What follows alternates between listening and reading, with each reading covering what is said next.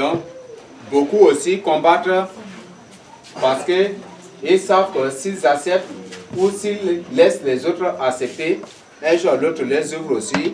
Ce qu'ils ont dissimulé depuis l'assurance sera exposé. Et c'est à cause de cela qu'ils combattent pour se couvrir.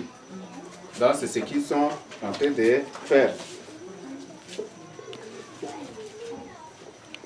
Ok, donc l'exemple palpable, c'est avec les gens avec les apostoliques. Apostoliques, tout comme les luthériens, sont les branches du catholicisme, même néo-apostolique aussi. Ce sont les branches du catholicisme. Mais ils prennent diaboliquement des pratiques protestantes pour avoir les autres.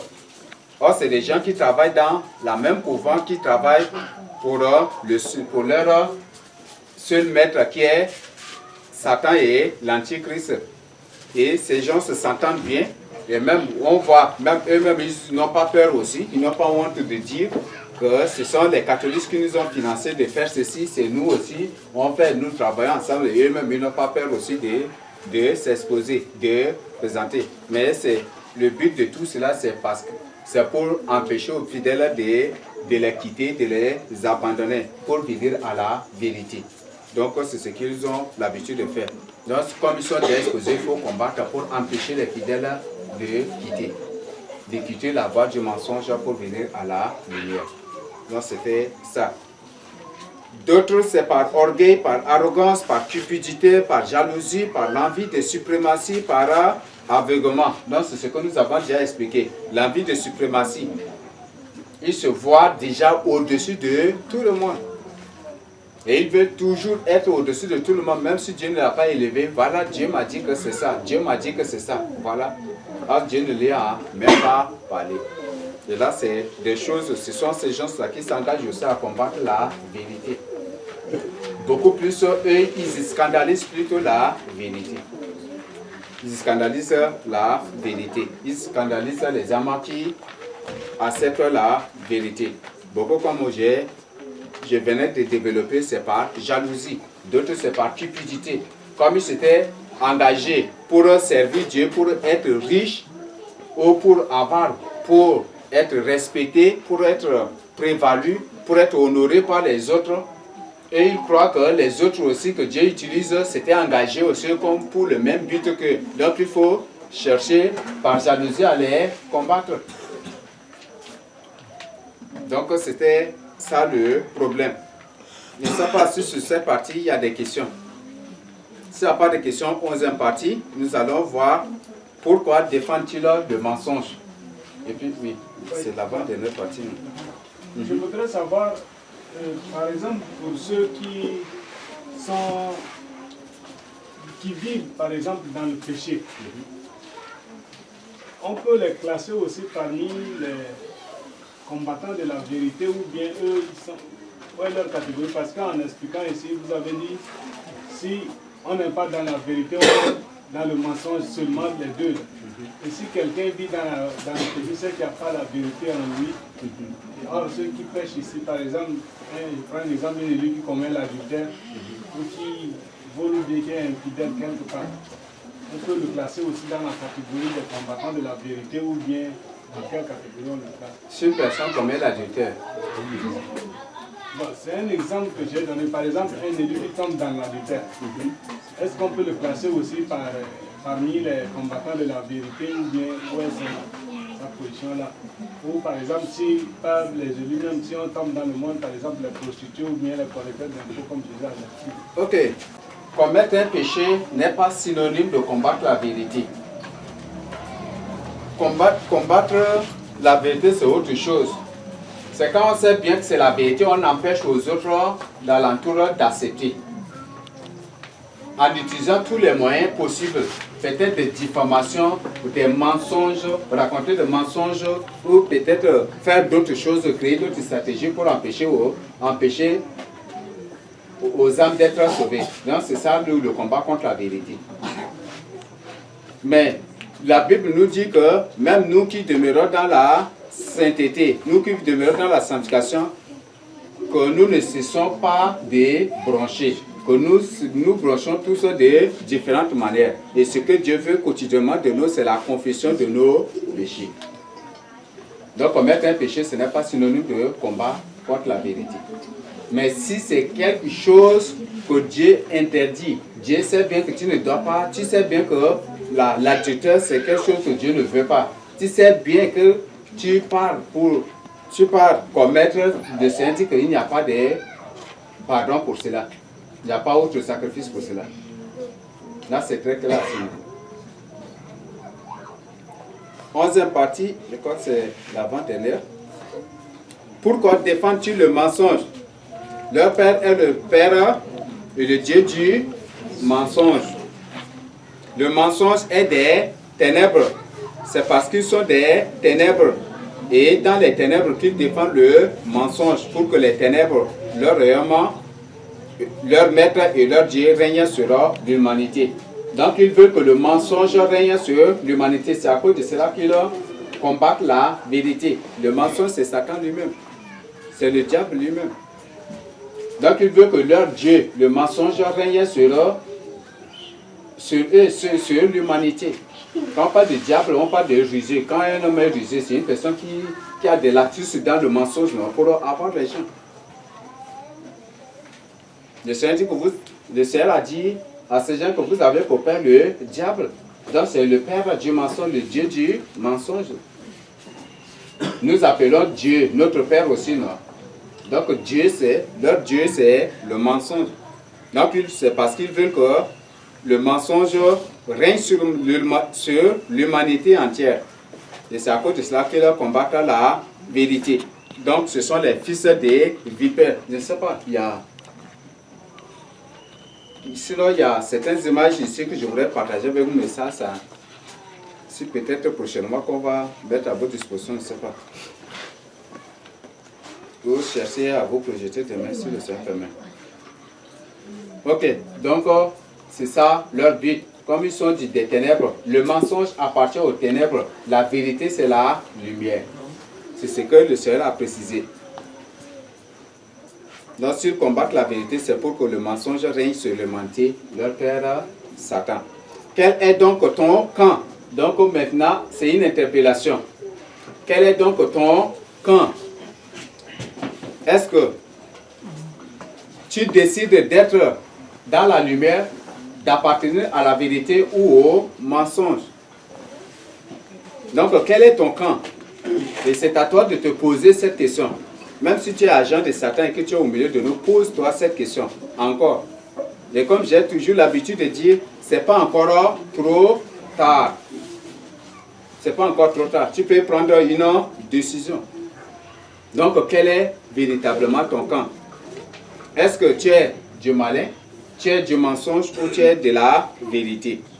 Donc, le Seigneur dit qu'il a mis devant nous deux chemins, le chemin de la vie et le chemin de la mort. Et c'est à nous de choisir. Donc, tu choisis le chemin de la vie ou le chemin de la mort. Donc, c'est à toi de décider. Mais c'est que le Seigneur lui-même par la suite nous a dit que lui-même il nous conseille de choisir la vie afin de vivre. Donc tout mon conseil c'est de choisir toujours la vie. Choisis la vie. Si tu n'as pas encore choisi la vie en te dissimulant au milieu de nous, je te conseille vraiment de choisir la vie pour le salut de ton âme. Tu peux avoir tout. Même dans le royaume de Satan, tu peux avoir des grands étages, tu peux avoir toutes, même il peut même peut-être, même si tu as donné la plus grande des villes qu'il possède, même là, tu ne pourras jamais du tout racheter ton salut par ces choses-là. Ce sont des choses éphémères. Juste après ta mort, c'est lui-même qui va partir te prendre et peut aller en affaire. C'est lui-même qui va te torturer là-bas. Beaucoup de sorciers refusent de se confesser, refusent de venir au Seigneur Jésus-Christ. C'est parce que dans leur royaume, ils ont des étages, ils ont des voitures, ils sont des princes, ils sont honorés, ils sont respectés, ils sont des autorités, ils sont c'est eux qui dominent sur les autres, donc c'est à cause de ces positions-là qu'ils refusent de sortir de la sorcellerie. Cela ne va jamais du tout t'aider. Oui, à la chute de l'homme, ce qui a créé la chute de l'homme, c'est l'envie de domination comme Dieu. Mais ce n'est pas vraiment bon. Il faut quitter ces choses-là pour le salut de ton âme. Quand le Seigneur Jésus-Christ était venu sur la terre, le Seigneur, Satan a proposé au Seigneur, si tu te possèdes pour m'adorer, je vais te donner tout ce royaume-là et tous ces gens vont t'adorer aussi. Mais le Seigneur a refusé.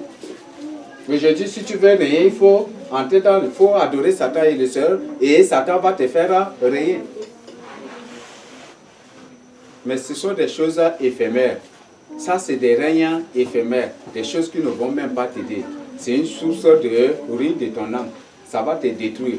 C'est le chemin de la perdition éternelle. Attends le règne parfait qui viendra.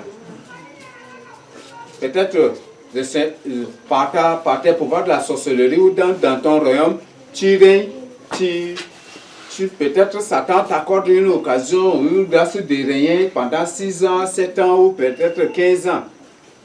Et après, il t'élimine pour t'emmener en enfer. Est-ce que c'est là que vraiment, quel est l'avantage de tout cela? Je sais quoi dire sur cela. Mais si tu viens au Seigneur Jésus-Christ, le Seigneur te promet d'abord un règne de 1000 ans avec lui. Aujourd'hui, les gens te voient méchamment. Aujourd'hui, les gens n'ont plus de respect pour toi. Les gens t'insultent. Mais bientôt, quand le Seigneur Jésus-Christ viendra pour rien, c'est avec, je ne sais pas comment, vous voyez comment on saluait les princes et les rois avant. Aujourd'hui, quand ils te voient, ils crachent. Mais quand le Seigneur Jésus-Christ, quand tu reviendras pour rien, quand ils te voient, ils vont dire, ah, majesté, ah, le prince, c'est ce qu'ils vont faire. Dans ces règnes éphémères, il faut les fuir. Quitte ces choses de cette voie. Même dans ton royaume, il t'a donné des industries, il t'a donné tout, même si c'est des choses éphémères. Ah, c'est à cause de ces choses qu'il t'a donné là qu'il va te torturer horriblement, terriblement et impitoyablement en enfer. Donc, répands-toi. Quel est ton cas? À qui appartient? À qui appartiens-tu? Au mensonge qui est Satan ou à la vérité qui est le Seigneur Jésus-Christ, ton Créateur? Choisis-tu la lumière qui produit la vérité ou les ténèbres qui produit le mensonge? Donc, ce sont des questions qui sont adressées. Est-ce que tu choisis la lumière que produit la vérité ou les ténèbres que produit le mensonge? Donc, Deutéronome 30, 15 à 16 nous a déjà précisé. Je mets devant toi le bien et le mal, la bénédiction et la malédiction. C'est ce que la Bible, c'est ce que Dieu nous précise encore dans le verset 19. Mais il dit, moi je te conseille de choisir la vie afin que tu vives. À qui appartiens-tu? Choisis ce qui va te sauver, la vérité qui te conduit à Dieu. Donc, on a des multitudes de questions sur ça. À la vérité qui donne la vie, le mensonge qui conduit à la mort. Donc, c'est la vérité qui donne la vie, comme on a vu aussi précédemment. Le Seigneur a bien ordonné, je suis le chemin, la vie et la vérité. Donc, tout est bien organisé et le Seigneur a déjà précisé ici. Donc, la vérité donne la vie. Et si tu n'acceptes pas la vie, c'est la mort qui t'attend.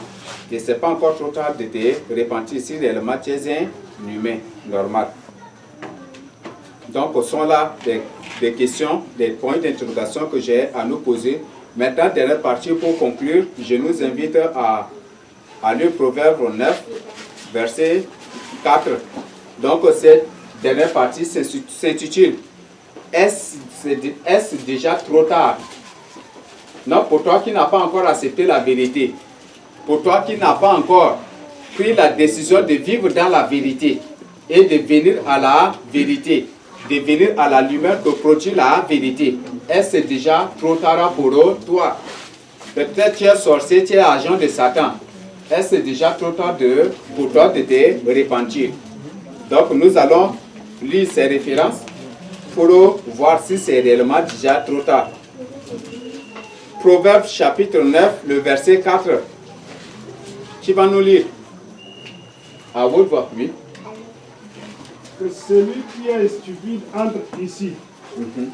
Elle dit à ceux qui sont dépourvus de sens, venez, mangez de mon pain et buvez du vin que j'ai mêlé. Quittez la stupidité et vous vivrez, et marchez dans la voie de l'intelligence. Celui qui reprend le moqueur s'attire le dédain, et celui qui corrige le méchant reçoit un outrage. Tu n'as pas dépassé? C'est 4, non? Ok, le verset 8 qui va nous lire? Tu continues carrément à 8. Ne reprends pas le moqueur de crainte qu'il ne te haïsse. Reprends le sage et il t'aimera. La Bible nous dit déjà cela. Ceci, il ne faut pas tenter de prendre un moqueur. Un moqueur, c'est un orgueilleux. Le Seigneur parle ici en termes d'orgueil, dans le sens de l'orgueil. Quand tu tentes de reprocher un orgueil, s'il t'écoute, il va te créer tous les problèmes possibles. Vrai ou faux? Un homme orgueilleux, un homme qui prétend tout connaître, un homme qui prétend, qui se proclame lui-même, ou peut-être autosuffisant, ou je ne sais pas comment, cet homme qui est orgueilleux, une personne qui vit dans l'orgueil, si tu tentes seulement de le reprocher, tu vas te créer tous les problèmes. C'est lui qui s'engagera pour te combattre. Et le moqueur, c'est celui-là qui est moqueur. La Bible nous dit que c'est celui-là qui est là, voir la vérité. C'est ce que nous avons dit dans 1 Jean. C'est celui-là qui combat la voie de la vérité. Et si tu reprends un moqueur, tu t'attires tous les problèmes, tu t'attires toutes les persécutions possibles. Même aussi, tu t'exposeras aussi à des diffamations, à tous les problèmes possibles. Apocalypse 22, verset 14, qui va nous lire. Donc la Bible nous recommande de quitter, de fuir, de quitter, de sortir, d'abandonner la voie de la stupidité. Oui. Heureux ceux qui lavent leurs robes afin d'avoir droit à l'arbre de vie et d'entrer par les portes dans la paix. Heureux ceux qui lavent leur robe. Laver sa robe ici, ça signifie quoi? La sanctification. Et qu'est-ce qui conduit à la sanctification?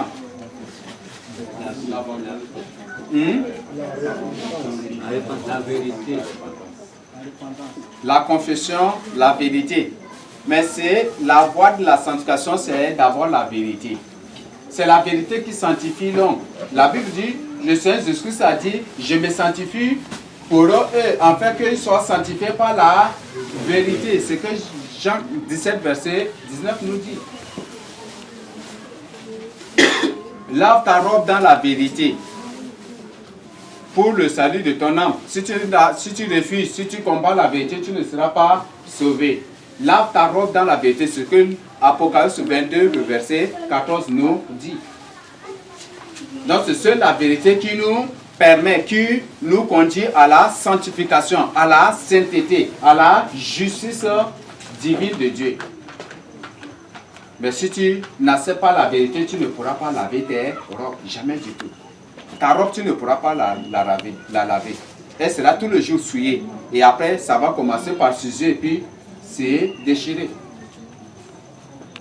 Donc, il faut que tu laves ta robe. Nous allons lire Ézéchiel 18, verset 23.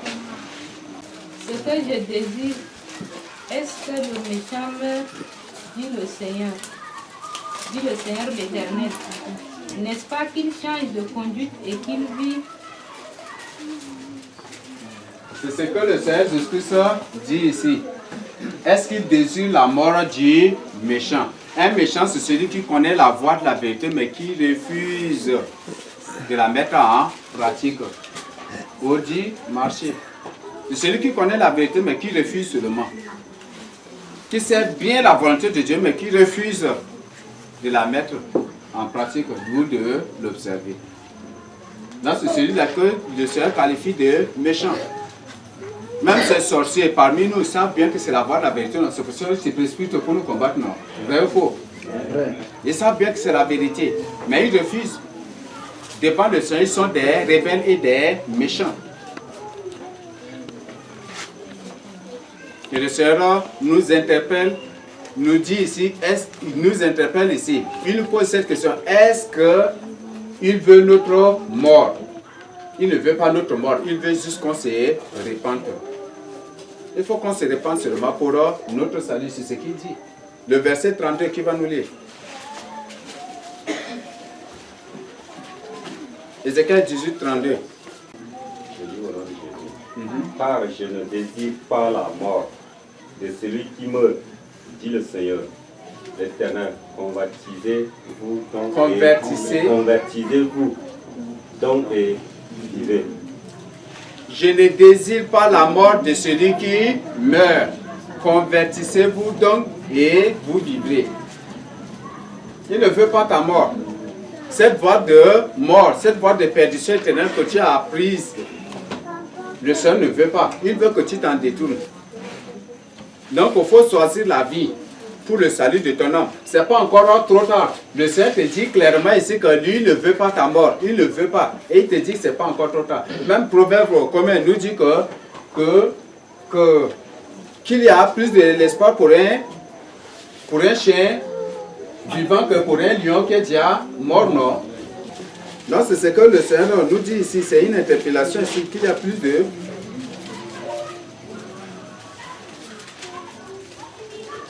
Ah, c'est Ézéchiel 9, 4 ou la même.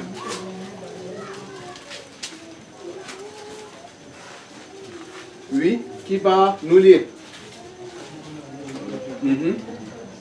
L'Éternel lui dit, passe au milieu de la ville, au milieu de Jérusalem, et fais une marque sur le front des hommes qui soupirent et qui gémissent. Ça c'est Ézéchiel là, Ecclésias là. Ah, ok, c'est Ecclésias. Veuillez me pardonner. Ecclésias 9, 4. Ecclésias 4, 9, verset 4. Oui. C'est ça là qu'on devait lire à la place de Proverbe 19, Proverbe 9 là, j'ai oublié. Et après une autre personne nous lit le verset 8 aussi. Oui. Oui. Pour tous ceux qui vivent, il y a de l'espérance. Et même un chien vivant vaut mieux qu'un lion mort. Il y a encore de l'espoir, il y a encore de l'espérance pour toi. Il y a encore de l'espoir, ce n'est pas encore fini. Tu es encore en vie. C'est après la mort que c'est déjà trop tard, mais si tu es en vie, ce n'est pas encore trop tard. Ce n'est pas encore trop tard. Donc prends ta décision, ce n'est pas encore trop tard. Ne crains pas les menaces extérieures, ne crains pas les menaces de ton royaume, ne crains pas les menaces de qui que ce soit ou de quoi que ce soit. Mais crains plutôt le Seigneur Jésus-Christ. Donc il n'y a pas encore. Ce n'est pas encore trop tard. Prends une décision pour le salut de ton âme. Oui, le verset 8. Oui, bien. En tout temps, les vêtements soient blancs et que l'huile ne manque point sur ta tête. Qu'en tout temps tes vêtements soient blancs. Là, c'est ce qu'il nous recommande. Nos vêtements ne seront blancs que par la vérité. C'est sur la vérité qui nous aide à nous sanctifier, à laver nos robes comme on vient de lire dans Apocalypse 22, verset 14. Donc en tout temps nos vêtements soient blancs. Ça c'est une recommandation qui nous est adressée ici. Le dernier verset, la dernière référence, nous allons la lire dans Ézéchiel 33, verset 11. Pour finir. Ézéchiel 33, verset 11.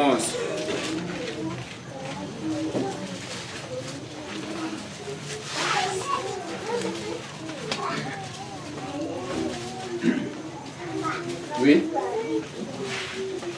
Dis-leur, je suis vivant, dit le Seigneur l'Éternel. Ce que je désire, Ce n'est pas que le méchant meurt, c'est qu'il change de conduite et qu'il vive. Revenez, revenez de votre mauvaise voie. Et pourquoi mourriez-vous, maison d'Israël? Ça, là, c'est la toute dernière interpellation que je voudrais partager avec chacun de nous. Dieu dit qu'il ne veut pas ta mort. Ce qu'il veut, c'est que tu changes de conduite. Ce qu'il veut, c'est de changer ta voie, cette mauvaise voie que tu as empruntée. Ce qu'il veut de toi, c'est de laisser ton mauvais choix, le mauvais choix que tu as opéré avant. C'était dans l'ignorance. Peut-être c'est contre ta volonté que tu es entré dans la sorcellerie. Mais est-ce que c'est déjà trop tard de quitter? Peut-être toute la nuit, tu n'arrives pas à dormir. Toi-même, tu gémis, tu te culpabilises. Mais ce n'est pas encore trop tard. Dis clairement et le Seigneur Jésus va te délivrer. Donc, ce n'est pas encore trop tard. Le Seigneur dit que ce qu'il veut de toi, c'est de changer de conduite. C'est de changer de direction. C'est d'abandonner d'abandonner la mauvaise voie que tu as empruntée avant. Mais pour revenir à lui, c'est de te détourner du mauvais chemin. Donc tout ce qu'il veut de toi, c'est la repentance. Quand on parle de la repentance, on parle de la confession du péché et on parle aussi de l'abandon. Donc quand tu confesses tes péchés, il faut abandonner. Il y a certains celui qui, à ma grande surprise, dans leur confession, ils font des contournements, mais ils ne touchent pas le péché. Voilà, ceci, ils te font rôder pour rien. Quand il s'agit de la confession, dis, si tu es sorcier, dis, oh, moi je suis un sorcier et je veux la délivrance. Qu'est-ce qui t'empêche de dire la vérité? Il n'y a rien. Ce que le Seigneur veut de toi, ce n'est pas, il ne veut pas ta mort, mais il veut plutôt ton salut. Et ce qu'il nous a accordé de plus précieux, c'est la liberté de choisir. Et c'est à toi de choisir. Lui n'impose pas le salut. Et il n'impose pas l'enfer aussi à une personne, mais c'est à toi de choisir. Donc c'est très important. Choisir la vie pour vivre. Choisir la vérité. C'est seule la vérité qui conduit à la vie. C'est seule la vérité qui nous donne la vie éternelle. C'est seule la vérité qui nous délivre. Le Seigneur Jésus dit, si vous connaissez la vérité vous affranchira. Lui-même, il est la vérité. Et c'est pour ça qu'il dit que si le Fils de l'homme vous affranchit, vous serez réellement libre. Donc il ne faut pas t'endurcir. Il ne faut pas continuer par t'endurcir. Il ne faut pas continuer par douter aussi. Mais laisse ton cœur dirigé par le Saint-Esprit. C'est seule la vérité qui nous sauve. Donc c'est ce que le Seigneur a à te dire. Et c'est à toi maintenant de choisir. Moi j'ai choisi ma part. Peut-être toi aussi tu as choisi ta part. Mais si ce que tu as choisi c'est mauvais, je te conseille vraiment d'abandonner cela. Nous sommes là comme des amis qui doivent se conseiller à tout moment, s'exhorter. C'est ce que les disciples, les premiers chrétiens faisaient. Ils ne se donnaient pas des enseignements, ils s'exhortaient, c'est ce que la Bible nous dit. Donc on doit se prodiguer des conseils à la lumière de la parole de Dieu. Donc si le Seigneur permet que je sois un bon compagnon pour toi, pour te prodiguer des bons conseils, reçois ces bons conseils que l'Esprit m'utilise pour t'annoncer. Il ne faut jamais t'endurcir. Il ne faut jamais continuer par douter. Il ne faut jamais dire que c'est déjà trop tard. Non, ce n'est pas encore trop tard. Choisis. Choisis. Le Seigneur a dit, est-ce qu'un homme peut se garder sans toutefois se détourner? Si tu veux partir à Kélo et que tu prends la route d'Abéché, est-ce que tu ne vas pas t'en détourner pour revenir? Donc c'est bon de voir ta position. Il n'y a rien de bon sur la terre. Il n'y a rien de bon sur la terre, ni dans le règne de Satan aussi. Le règne de Satan, ce n'est rien que le parallèle de la terre. Il n'y a pas autre, il n'y a rien. La Bible dit que quand le Seigneur Jésus-Christ va venir pour son église, les puissances seront ébranlées, le règne de Satan sera écroulé. quand le Seigneur Jésus-Christ viendra pour son église, son royaume sera ébranlé, son royaume sera ces démons seront précipités. C'est comme ça qu'ils vont agir encore avec plus de fureur encore contre les gens qui vont rater l'enlèvement. Dans ce royaume que tu possèdes, ou peut-être tes maisons, tes belles maisons que tu possèdes dans ce royaume, bientôt, quand le Seigneur paraîtra, cela va disparaître. Et Satan n'aura plus besoin aussi de toi. Donc, prends une décision pour le Seigneur de ton âme. Ce que j'ai à te conseiller, c'est que l'Esprit a nous conseillé. Ce thème, ce n'est pas moi qui ai choisi de le faire, c'est lorsque j'étais en prison. Quand le Seigneur m'a communiqué cela de faire. Et après, j'avais négligé. Et après, comme je dis, si c'est ça, si tu me délivres, j'ai fait ça comme un vœu. Donc, si tu me libères, je vais présenter ce thème sur la vérité. Et le Seigneur m'a exaucé. Et lorsque j'ai tardé encore, le Seigneur est venu pour me communiquer un verset, j'ai déjà oublié. C'est le verset, précisément, c'est Ecclésiaste 5, là, mais il y a un autre verset qu'il m'a donné. Et après que j'ai reçu Ecclésiaste 5, ne te précipite pas à faire un vœu à l'éternel. Je n'étais pas du tout tranquille. Et ce thème, vous voyez, comme vous-même vous le voyez, combien de fois on est combattu. Chaque fois qu'on veut présenter ce thème, combat contre le groupe, combat contre ceci, combat contre ceci, les sorciers ne veulent pas qu'on finisse vraiment ce thème-là. Mais le Seigneur nous a fait grâce à définir aujourd'hui. Donc, prends cet enseignement au sérieux, c'est une interpellation. Et ça peut être le dernier conseil ou le dernier avertissement ou la dernière interpellation. Et si tu ne saisis pas l'occasion, ça va être un peu trop tard pour toi. Donc, ce que j'ai à partager avec nous, c'est que l'Esprit a nous communiqué le second au nom de Jésus-Christ. Amen. Mais ça passe, s'il y a des questions, vous pouvez les poser s'il n'y a pas de questions aussi. Moi, j'ai déjà fini.